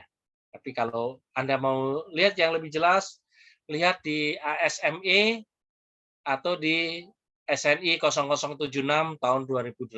Itu yang Indonesia punya. Sebenarnya sama sih SNI dengan Amerika punya. Oke, gitu aja Mas Pak Arif. Silakan. Oke, baik. Terima kasih Pak Agus. Lanjut lagi nih pertanyaan dari Pak Karim. Silahkan di unmute terlebih dahulu Pak Karim atau juga Pak Muhammad Darwis nih, siapa yang duluan? Silakan Pak Muhammad Darwis dan juga Pak Karim, siapa yang duluan untuk bisa di unmute? Oke, atau ini Imam Nuari, silakan di unmute. Oke, dari mana Pak Imam? Baik, Assalamualaikum warahmatullahi wabarakatuh. Waalaikumsalam warahmatullahi. Ya. Indonesia Timur. Sudah, silakan Pak. Pertanyaannya Pak. Ya, pertanyaan saya Pak. Tidak keluar Ya. dari materi Bapak. Sebagai seorang safety, tugas kita di lapangan apa Pak? Apakah sebagai polisi, jaksa, hakim yang menakutkan, atau sebagai emak-emak yang melindungi karyawan sebagai anaknya gitu Pak? Saya tertariknya di situ Pak. Makasih Pak. Oke, terima kasih Pak Imam Nuari. Monggo silakan Pak Agus. Ini pertanyaan yang paling berat yang muncul di dunia kerja. Selama ini safety officer seakan-akan dia bisa menjadi polisi, dia bisa menjadi hakim, bisa menjadi jaksa untuk karyawan. Tapi saya pernah memiliki pengalaman, kebetulan saya pernah menjadi safety officer di sebuah perusahaan. Saat saya menjadi safety officer, saya menjadi safety man. Safety man itu sebenarnya tidak hanya melakukan pengawasan, tapi sebagusnya seorang safety officer atau safety man memberikan pembinaan bagi karyawan. Jadi seorang yang bergerak di departemen safety itu tidak hanya untuk menjadi polisi, jaksa atau hakim, tapi safety sendiri akan lebih bagus kalau dia berlaku sebagai emak bagi karyawan, karena dia bisa melakukan membimbing. Namun hal ini akan sangat berat dilakukan oleh orang-orang safety officer, karena safety officer keahliannya sangat terbatas. Keterbatasan yang pertama, misalkan ada operator melanggar aturan, operator akan tanya solusinya bagaimana. Nah, ini yang perlu dicek. Safety officer bisa nggak memberikan solusi? Nah, kalau saya, mohon maaf ini hanya sekedar pengalaman. Kalau saya, apabila saya waktu saya bekerja sebagai safety officer melakukan penindakan terhadap orang-orang yang melanggar aturan, saya selalu minta didampingi oleh orang-orang yang memang kompeten di bidangnya. Makanya saya akan berlaku bukan sebagai polisi yang menangkap, tapi saya berlaku sebagai emak yang menyentil anaknya. Itu saja. Oke, baik. Kadang-kadang suka jadi takut ya kalau ada HSE gitu ya. Betul, betul Pak Arif. Oke, baik. Dan juga kadang-kadang juga suka jadi musuh nih bidang-bidang K3 nih. Jadi dari tim-timnya. Baik, pertanyaan selanjutnya nih. Pak Darwis, silakan Pak Muhammad Darwis untuk di-unmute terlebih dahulu dan silakan untuk pertanyaannya. Ya, silakan Pak. Pak Muhammad Darwis. Suaranya belum keluar Pak Darwis. Oke, sambil menunggu Pak Darwis, silakan Pak Rahmat Surya. Pertanyaannya Pak. Baik Pak, saya Rahmat Surya dari Geochem Internasional di Bandung. Pertanyaan saya ini terkait untuk melakukan pengecekan. Kalau di perusahaan saya sebelumnya itu di tambang, itu pengecekan terhadap unit dilakukan setiap paginya oleh otoritasnya begitu. Kemudian dilaporkanlah pada HSE begitu kan. Untuk kren sendiri kan dia termasuk unit yang besar dan tinggi begitu. Kemudian pengecekannya otomatis tidak bisa dilakukan setiap saat begitu. Apakah berapa lama durasi untuk pengecekan ini dilakukan? Kemudian satu lagi pertanyaannya, apakah seorang safety officer itu sebaiknya terlebih dahulu berpengalaman sebagai operator terlebih dahulu apa gimana, Pak? Oke, baik. Terima kasih Pak Rahmat. Boleh Pak Agus? Oke. Untuk pengecekan pertanyaan pertama tentang jawaban pertanyaan pertama tentang durasi. Sebenarnya untuk pemeriksaan itu tidak terlalu lama. Memang tidak ada batas waktu apakah sekian menit, tapi sependek yang saya ketahui dan selama yang pengalaman saya rasakan, pengecekan terhadap unit itu paling sekitar 10 sampai 15 menit itu sudah terlalu lama, 15 menit itu. Paling sekitar 10 menit. Karena ada daftar pengecekannya, di daftar ada checklistnya. Terus untuk siapa yang melakukan pengecekan, yang menurut Peraturan Menteri Nomor 8 Tahun 2020, yang melakukan pengecekan yang wajib adalah operator. Untuk non-operator, misalkan pihak maintenance itu bukan yang wajib, tapi yang wajib adalah operator menurut aturan pemerintah kita. Kemudian untuk pertanyaan yang kedua, untuk safety officer, apakah harus jadi operator? Nah, ini mohon maaf juga saya tidak melihat di teori manapun, tapi ini melihat di pengalaman. Waktu saya bekerja di Freeport Indonesia, safety officer itu selalu menggandeng yang namanya safety representative atau safety rep. Orang-orang yang jadi safety rep itu siapa? Mereka adalah orang-orang yang berasal dari lingkup kerja tertentu. Misalkan ada safety rep dari konstruksi. Mungkin awalnya dia carpenter, tapi dia sementara ditarik ke Departemen Safety sebagai safety rep, safety representative. Mungkin 6 bulan dia kembali lagi ke bidang konstruksi. Atau ada lagi seorang operator, dia jadi safety rep. Pertama, dia lebih mengetahui sistem kerja. Yang kedua, dia bisa memberi masukan kepada Departemen Safety untuk beberapa hal yang ingin dilakukan. Karena selama ini Departemen Safety ternyata banyak hal-hal yang dianggap menyimpang, tapi ternyata oleh pihak operator tidak. Sebagai contoh, selama ini safety selalu mengatakan masuk ke unit alat berat, seat belt harus dikenakan. Ternyata ada beberapa yang belum dipahami oleh pihak safety. Tidak semua alat berat itu kita harus menggunakan seat belt. Ada beberapa, misalkan di atas air.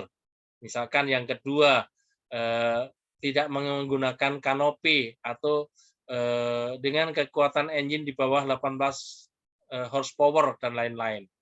Nah, ini yang banyak belum diketahui oleh teman-teman dari Departemen Safety. Makanya akan lebih baik kalau misalkan pihak dari Departemen Safety menarik beberapa orang dari departemen lain untuk bersama-sama menegakkan aturan. Sekaligus untuk memberi masukan dan sekaligus bagi teman-teman safety bisa untuk wadah belajar. Itu saja jawaban saya, Pak Arif.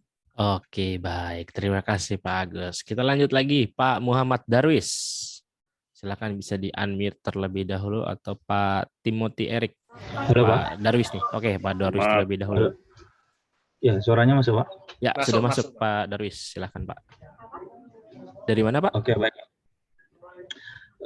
Pertanyaannya, ketika kita ingin menentukan sling atau kren mungkinnya, kita harus tahu loadnya, bebannya berarti Pak ya, beban dari suatu yang akan kita angkat. Nah, jika kita menemukan suatu beban yang kita belum ketahui beratnya atau loadnya, gimana itu Pak sebaiknya? Oke, terima kasih Pak Darwis. Terima kasih. Oke. Silakan Pak Agus. Terima kasih Pak Darwis. Sebenarnya ini ada di dalam materi basic rigging. Untuk melakukan pengangkatan, seorang operator atau rigger itu harus memang itu mandatori harus mengetahui berat beban. Nah, untuk memperoleh berat bebannya ada 4 cara. Yang pertama, bisa dengan melihat label, di labelnya.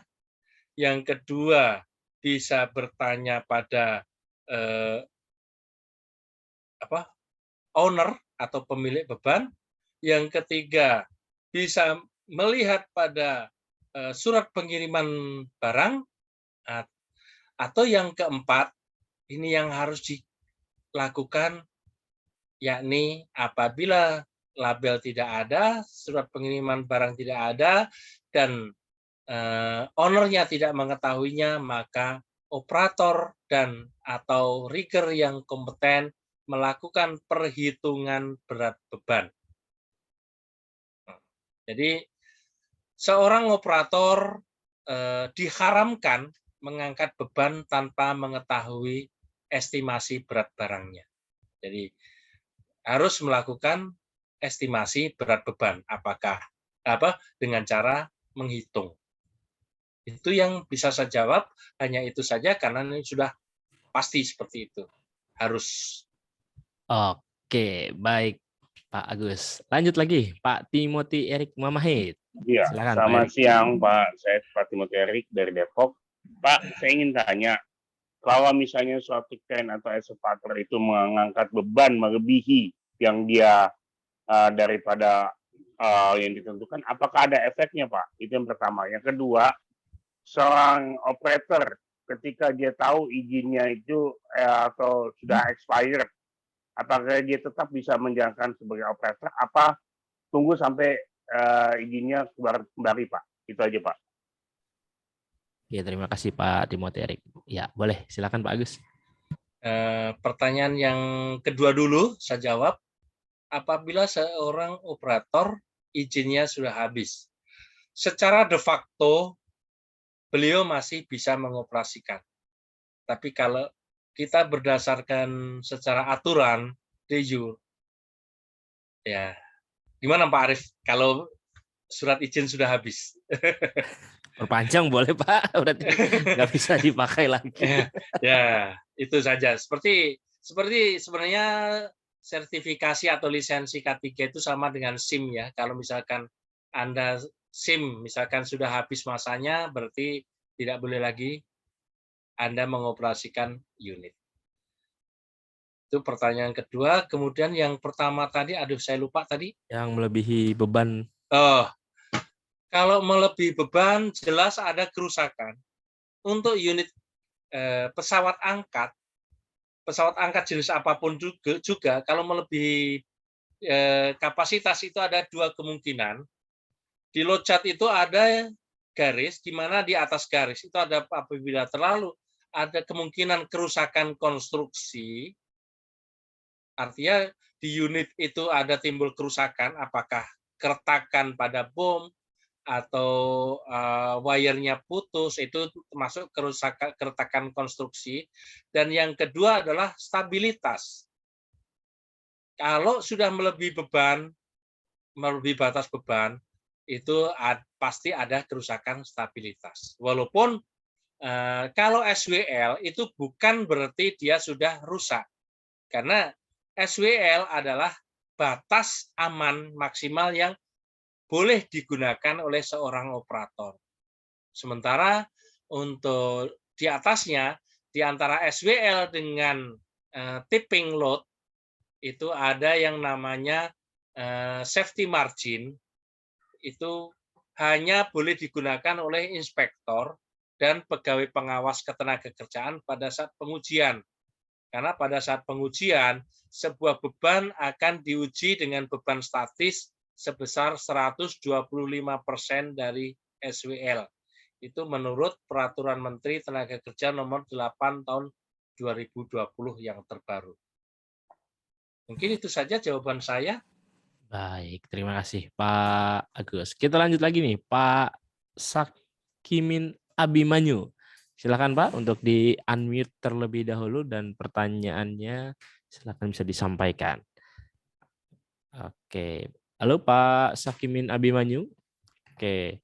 Kalau misalkan belum, sambil kita cari lagi pertanyaan dari kolom Q&A. Oh, oke, sudah ada. Silakan Pak Sakimin Abimanyu pertanyaannya. Halo. Ya, Iya. masuk Pak. Ya, untuk menjadi seorang safety officer yang mengawasi di CRAN itu sendiri, sebenarnya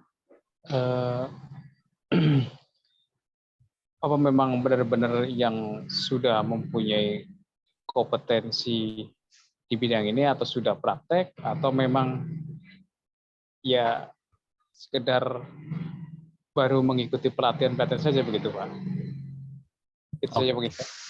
Baik, terima kasih Pak Sakimin Abimanyu. Boleh silakan Pak Agus. Nah, untuk safety officer, apakah seseorang dia jadi safety officer untuk pengoperasian kren? Apakah ini, mohon maaf, saya tidak bisa mengintervensi saya tidak bisa menjawab ini. Untuk jawaban secara aturan, ini bisanya saya jawab secara pengalaman. Nah, karena orang bilang experience is the best teacher. Saya berusaha menjawab melalui pengalaman. Nah, mohon maaf, selama ini saya pernah menjadi seorang safety officer. Apabila saya bekerja menjadi safety officer, saya harus menangani job-job yang saya tidak mengerti, maka saya harus, yang pertama, saya melakukan pembelajaran. Yang kedua, saya menggandeng orang-orang yang memang sudah expert di bidangnya. Jadi seorang safety officer bukan berarti orang itu harus dari operator. Tapi menurut hemat saya, yang namanya safety officer, kalau memang dia berasal dari operator, sangatlah bagus, tapi kalau bukan, dia bisa menggandeng operator-operator yang memiliki pengetahuan dan pengalaman dalam bidang pengoperasian. Ini untuk jadi safety. Mungkin jawaban saya tidak akan membuat puas ini. Mohon maaf. Baik, terima kasih Pak Agus. Pertanyaan lagi dari atas nama Eliezer Katuk, silahkan. Pertanyaannya untuk bisa di-unmute terlebih dahulu. Oke, silahkan. Oke, selamat siang Pak. Selamat siang. Pak, ini saya mau tanyakan, untuk pekerjaan harian itu kan pasti kan ada JSA sama izin kerja ya. Betul. Nah, tentunya antara rigger, operator sama tentunya di situ ada safety ya Pak ya. Nah, ketika terjadi sesuatu yang secara spontanitas, apakah baik itu perubahan daripada beban, kemudian dari alat itu sendiri. Nah, ini kan butuh satu keputusan yang cepat, Pak. Apakah harus mengikuti dari safety officer itu sendiri, atau operator dan riggernya yang mereka itu sebenarnya yang sudah berkompeten, yang sudah memiliki pengalaman untuk mengambil tindakan secara spontanitas, Pak. Tapi satu sisi safety officer juga punya ini Pak ya, tanggung jawab gitu loh, untuk memberikan satu keputusan bagaimana caranya secara spontanitas ini harus terlaksana dengan baik pekerjaan itu. Itu aja Pak. Terima kasih. Baik. Terima kasih Pak Eliezer. Ini saya masih kurang terlalu paham ini tadi kalimatnya. Mungkin Pak Arief bisa inti dari pertanyaan. Coba kita panggilkan lagi Pak Eliezer. Boleh di-unmute terlebih dahulu Pak? Bisa di-unmute lagi? Iya, maksud saya Pak, untuk pemberi keputusan itu Pak, apakah harus safety officer? Karena ini kan spontanitas Pak, ya. Harus keputusan yang cepat. Apakah langsung operator yang mengambil tindakan pelaksanaan daripada pekerjaan itu Pak, yang akan membahayakan maksud saya Pak. Oke, saya sudah bisa meraba-raba maknanya, makna pertanyaan. Nah, untuk apabila terjadi hal-hal yang seperti itu, dalam setiap proses lifting itu ada namanya leader, tim leader. Nah, siapa yang jadi tim leader? Itu ada beberapa. Yang pertama mungkin tim leader ini adalah seorang rigger. Yang kedua tim leader adalah supervisornya.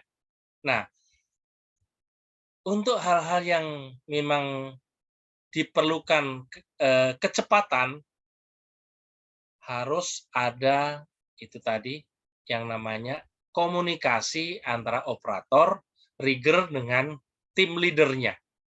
Nah, kalau misalkan tim leader tidak bisa mengambil keputusan, nah itu baru naik ke atasnya lagi ke atasan langsung, nanti sampai ke atasan sampai terus-menerus. Jadi dalam sebuah kru apabila terjadi hal-hal seperti yang Anda tanyakan tadi, yang pertama adalah bukan operator atau rigger yang mengambil keputusan, tapi tim leader dari mereka, dari kru tersebut, yang mengambil keputusan berdasarkan musyawarah antara operator dengan tim riggernya. Itu yang saya bisa jawab. Nah, kalau tim leader sudah tidak bisa memberi keputusan, maka akan diserahkan ke tingkat jenjang di atasnya, begitu terus-menerus sampai ke tingkat manajer. Oke, baik. Terima kasih Pak Agus. Kita lanjutkan pertanyaan dari kolom Q&A ini Pak, dari Pak Raffi Rizky. Apabila ada kecelakaan saat pengangkatan material menggunakan tower crane, nah itu kesalahan operator atau dari signalman-nya Pak? Nah, itu bagaimana Pak? Apabila ada kecelakaan dengan menggunakan tower crane, nah itu kesalahan operator atau signalman? Signalman, ya silakan Pak.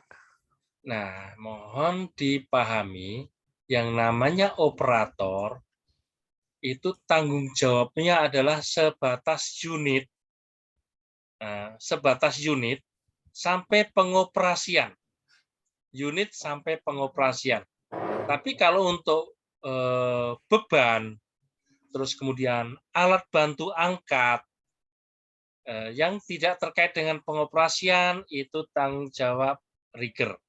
Jadi saya masih belum bisa menduga dari pertanyaan Anda, siapa yang bersalah. Saya tidak bisa mengatakan siapa yang bersalah, karena kecelakaan itu bidang apa. Misalkan seling putus. Kalau seling putus, investigasinya harus mengarahnya ke rigger.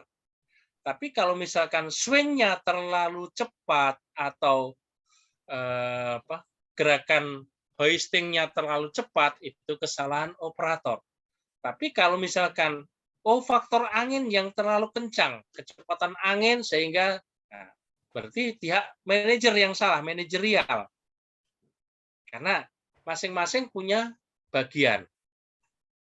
Untuk operator, tanggung jawabnya hanya pada saat pengoperasian dengan bagian unitnya, sementara untuk beban dan alat bantu angkat pada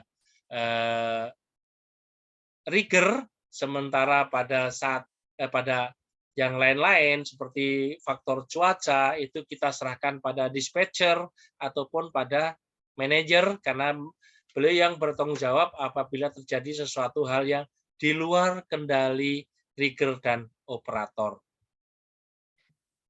Oke, baik. Oh, ini ada lagi nih Pak Imam Nuari ingin bertanya lagi. Silakan Pak Imam Nuari. Halo Pak. Oke, silakan. Lagi nih, Pak. Iya Pak Imam. Pertanyaan saja. Wajib atau tidak seorang HSE ketika kegiatan pekerjaan lifting itu berada di area kerja? Itu aja Pak. Oke, baik. Terima kasih Pak Imam. Silakan Pak Agus. Agak sulit juga menjawabnya ini Pak Arif. Wajib atau tidak seorang dari Departemen HSE berada di pekerjaan lifting. Ada nanti kalau saya katakan wajib salah, saya katakan tidak wajib juga salah. Nah, kalau dari pihak HSE itu pertanggungjawaban adalah pihak HSE bertanggung jawab atas prosedur.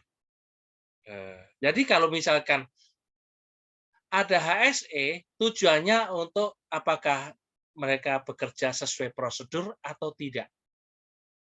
Yang kedua, dari atasan itu kalau dibilang HSE harus ada, berarti atasan juga ada, karena atasan adalah penanggung jawab pekerjaan. Makanya di lapangan sering terjadi kalau pekerjaan-pekerjaan krusial atasan meninggalkan lokasi, saya tidak termasuk orang yang tidak setuju.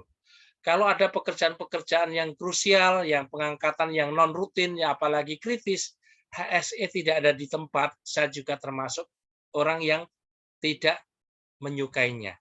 Yang saya sukai adalah apabila pekerjaan-pekerjaan, terutama misalkan pekerjaan yang kritis, pekerjaan-pekerjaan yang kritis, itu ada atasan dan ada dari pihak HSE. Untuk atasan untuk sebagai bentuk pertanggungjawaban terhadap pekerjaan, sementara dari pihak HSE adalah untuk bentuk kepatuhan terhadap prosedur yang dilakukan atau tidak. Karena sebelum melakukan pekerjaan lifting, pasti ada prosedur-prosedur yang perlu dilakukan, misalkan sosialisasi CSA terhadap semua, termasuk semua harus memahami, termasuk juga misalkan dari atasan ada lifting plan, apakah lifting plan sudah dibuat atau belum, seperti itu. Makanya saya tidak bisa menjawab, mohon maaf kalau saya tidak membuat Anda puas, yang jelas sesuai kapasitasnya. Jadi HSE adalah untuk pemenuhan terhadap prosedur. Baik. Hanya itu yang bisa saya berikan, Pak Aris. Oke, baik. Satu pertanyaan lagi Pak nih dari Pak Kulbertson. Ya, silakan Pak Kulbertson. Satu pertanyaan lagi. Selamat sore, Pak. Pak, saya mau nanya nih, Pak. Saya pernah bekerja di pembangunan di konstruksi menggunakan lift kren. Nah, ini jadi pertanyaan, Pak. Pada saat angin itu kita nggak ada titik temu soal penggunaan berapa knot yang diizinkan untuk pengangkatan. Nah, saya mohon maaf, saya potong Pak Kulbertson. Di situ memang di SOP tidak ada. Di SOP kita tidak jelas ya Pak. Ini sempat jadi rancu Pak, karena saya ngambil SOP-nya offshore. Offshore itu tidak boleh pengangkatan di atas 20 knot. Ya. Nah, itu ada tarik menarik Pak antara kita sebagai konsultan dengan kontraktor. Maunya kontraktor itu udahlah di atas 20 masih ditoleransi. Saya bilang nggak bisa Pak, itu akan jadi fatal nanti kalau misalnya kita paksakan. Nah, solusinya ada nggak Pak secara prosedural yang mengikat Pak? Itu aja sih Pak. Makasih. Baik, terima kasih Pak Kulbertson. Ya, silakan Pak Agus. Ya, ini menarik sekali pertanyaan yang terakhir ini.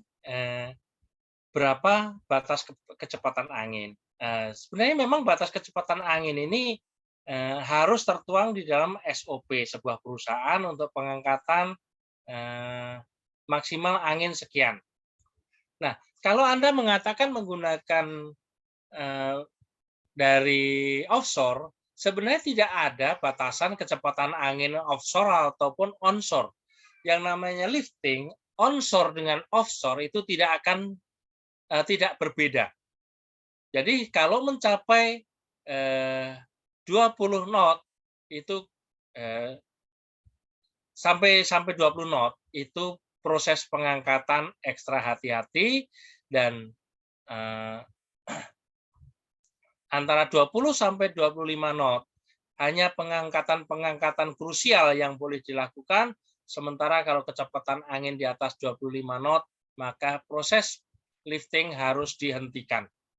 Nah, memang kalau Anda menggunakan standar misalkan dari offshore, itu sudah sangat betul. Tapi bukan berarti standar itu hanya berlaku di offshore.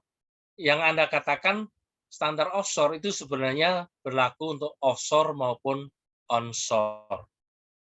Itu saja jawaban saya, jadi batasnya sama antara di darat dengan di laut. Cuma kalau di darat mungkin banyak orang-orang di Indonesia apalagi permisif, orang yang terlalu permisif di negara kita sehingga untuk di pengangkatan di darat orang tidak terlalu banyak memperhatikan. Mohon maaf, itu saja yang bisa saya berikan. Baik, terima kasih Pak Agus, luar biasa. Terima kasih juga teman-teman semuanya karena ini sudah menunjukkan pukul 3 sore ya waktu Indonesia bagian Barat. Sampailah kita di ujung acara ya. Sebelum kita closing, mari sama-sama kita dengarkan terlebih dahulu closing statement dari pembicara kita kepada Bapak Agus. Silahkan untuk memberikan closing statement-nya. Oke, terima kasih Bapak-bapak, teman-teman, saudara-saudara. Yang namanya pengoperasian kren ini di negara kita masih merupakan alat berat yang oleh pemerintah diistimewakan. Untuk itu, untuk melakukan proses pekerjaan dengan menggunakan kren harus kita lakukan dengan secermat-cermatnya, dengan melakukan persiapan, dengan membuat sebuah perencanaan pengangkatan, dan pekerjaan dilakukan sesuai dengan SOP. Sementara itu untuk orang-orang yang berkecimpung di luar lifting, saya hanya berharap mudah-mudahan pertemuan kali ini bisa menjadi pembelajaran bagi Anda. Siapa tahu di suatu saat Anda akan bekerja di bidang lifting, ini bisa menjadi dasar. Nah, untuk lebih lanjutnya bisa Anda mendapatkan ilmu tambahan di Media Tama. Kita sudah siap memberikan pelatihan-pelatihan bagi kompetensi Anda maupun skill. Oke, itu saja yang bisa kami sampaikan. Silakan saya kembalikan ke Pak Arief. Terima kasih Pak Agus Susiantara, luar biasa untuk materinya. Daging banget ya teman-teman semuanya, dan terima kasih juga teman-teman sudah hadir di kesempatan sore hari ini ya dari siang sampai sore. Dan jangan lupa untuk ikut kembali di acara webinar Kolega Media Tama yang selalu kita hadirkan setiap Sabtu jam 13 sampai jam 15.00 waktu Indonesia bagian Barat. Dan tentunya pastikan juga sudah join ke dalam grup Telegram Kolega Media Tama. Kalau misalkan belum, di email Bapak Ibu semuanya ada join Telegram, silakan diklik aja nanti di sana. Dan jangan lupa untuk selalu hadir ya dan informasikan ke teman-temannya juga. Oh ya, terakhir jangan dulu kemana-mana Pak Agus dan juga teman-teman semuanya, karena kita akan berikan nih satu buah door prize untuk teman-teman yang beruntung ya pada siang hari. Dan door prize-nya adalah satu buah sertifikasi auditor ya, persembahan dari Media Tama Academy. Nah, ini saya rubah dulu, ini bukan buku undang-undang ya, ini yang kemarin. Sekarang kita akan bagikan sertifikasi auditor SMK 3 bagi satu orang pemenang. Oke, nah syaratnya adalah nanti teman-teman kalau misalkan namanya terpilih silahkan klik raise hand, dan juga persyaratan ketika teman-teman bisa mendapatkan ini sudah pernah mengikuti pelatihan ahli K3 umum. Oke, kita putar. Siapakah yang akan mendapatkan? Oke. Selamat kepada atas nama siapa ini? Oke, atas nama Eko Wijianto. Apakah ada Eko Wijianto? Ada Eko Wijianto. Baik. Terima kasih. Selamat kepada atas nama Eko Wijianto mendapatkan satu buah door prize sertifikasi auditor SMK 3. Wah, senilai 4 juta rupiah. Nanti akan dihubungi langsung oleh tim kami ya di hari Minggu atau hari Senin. Dan terima kasih Bapak Ibu semuanya. Terima kasih juga Pak Agus Susiantara, luar biasa sudah Ya, terima kasih sama-sama Mas Arief. Dan akhir kata saya mengucapkan wabillahi taufiq wal hidayah. Saya Arief Purwadana dan juga pembicara kita Bapak Agus Susiantara mengucapkan selamat siang dan juga terima kasih. Wassalamualaikum warahmatullahi wabarakatuh. Terima kasih Pak Agus. Waalaikumsalam warahmatullahi wabarakatuh. Terima kasih teman-teman semuanya. Sampai jumpa di Sabtu depan. Saya izin untuk dimatikan.